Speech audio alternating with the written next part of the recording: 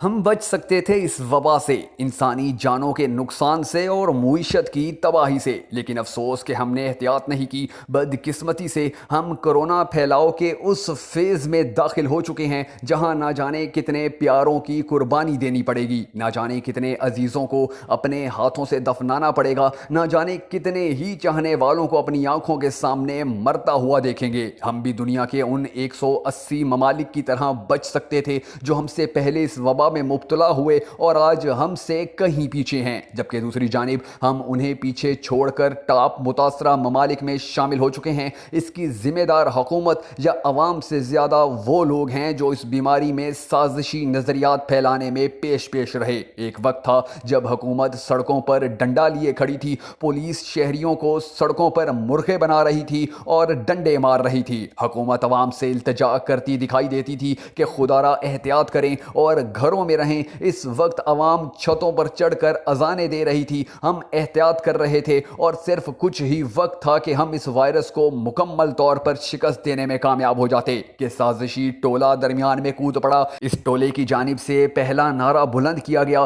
کہ کرونا مریضوں کو ڈاکٹرز زہر کا انجیکشن دے کر مار رہے ہیں، اور اس نعرے کا جواب ہمیں اس صورت میں ملا کہ پاکستان میں وائرس سے مبتلا ہونے اور مرنے والے نوجوان ڈاکٹرز اور پیرا میڈیکل سٹاف کی تعداد دنیا میں سب سے زیادہ ہونے کے قریب پہنچ چکی ہے، اور ہم نے وہ نوجوان ڈاکٹرز اور ہنستے مسکراتے چہرے ہمیشہ کے لیے کھو دیے ہیں جن کے سامنے ایک لمبا اور روشن کیریئر تھا، جنہوں نے ہماری زندگیاں بچانے کے لیے اپنی جانیں گنوا دی۔ ہم انہیں قاتل قرار دیتے رہے۔ کچھ عرصے بعد ایک اور اعتراض آیا کہ با اختیار امیر اور پیسے والا طبقہ کیوں اس وائرس کا شکار نہیں ہو رہا، تو اس کا جواب ہمیں اس صورت میں ملا کہ ایک ہفتے میں نصف درجن ممبران اسمبلی جان سے چلے گئے۔ اخبارات ان کی موت کی سرخیوں سے بھر گئے اور ہم جاہلوں کی طرح مذاق اڑاتے رہے۔ وائرس پھیلنے کے کچھ عرصے بعد پاکستان میں بسنے والے فیس بکی اور ٹویٹر مجاہدین اور دانشوروں نے کرونا کو امریکہ کی سازش قرار دے دیا، اور اب وہی امریکہ اس وقت دنیا کا سب سے زیادہ متاثرہ ملک ہے۔ جس بل گیٹس نے چپ ڈال کر ہمارے دماغ سے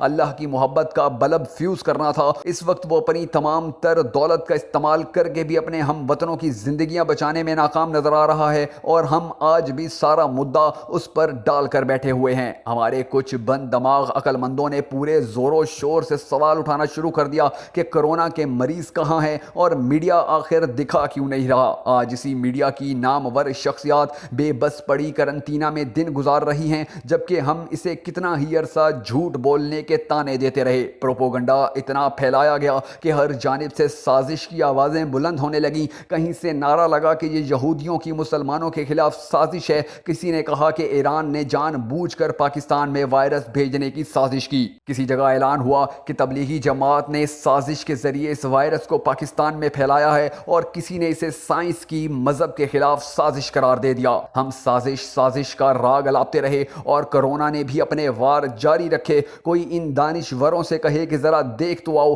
ہسپتالوں میں کتنے کافر یا کتنے مسلمان پڑے ہیں۔ میں نہ مانوں کی رٹ لگانے والے اس بیٹے کی مدد کرنے کیوں نہ گئے جس کا باپ چند روز قبل کرونا کے باعث جاں بحق ہوا، اور تدفین کے لیے اس کے بیٹے کے ساتھ کوئی نہ تھا۔ وہ اکیلا ہی اپنے باپ کی لاش کو دفناتا رہا۔ کہاں مر گئے وہ بے حس جاہل جو کہتے تھے کرونا ہے ہی نہیں اور یہ سب صرف ایک پھیلایا ہوا جھوٹ ہے۔ اس میں کوئی شک نہیں کہ حکومت کی گو مگو پالیسی نے اس مرض کو پھیلنے کا موقع دیا، لیکن سوچنے کی بات یہ ہے کہ ہم نے کیا کیا۔ عید کے موقع پر ہم نے اجتماعی دعاؤں سے اجتماعی شاپنگوں تک کا سفر ایک ماہ میں ہی طے کیا، اور نتیجہ یہ نکلا کہ 15 دن میں ہم اس مقام پر کھڑے ہیں جہاں کبھی چین، اٹلی اور اسپین جیسے ممالک تھے۔ وہ تو بچ گئے، بچ ہم بھی جائیں گے، لیکن نہ جانے کتنی زندگیوں کا خراج دے کر، نہ جانے کتنے پیاروں کو روتی آنکھوں کے ساتھ دفنا کر۔ یورپ میں تو اپنے بوڑھوں کو مرتا دیکھ کر انگریزوں نے سکھ کا سانس لیا ہوگا کہ جان چھوٹ گئی، لیکن ہمیں تو اپنے بڑوں کو اپنے ہاتھوں سے دفناتے ہوئے خوشی محسوس نہیں ہونی چاہیے۔ ہم جسے مرضی الزام دیتے پھریں،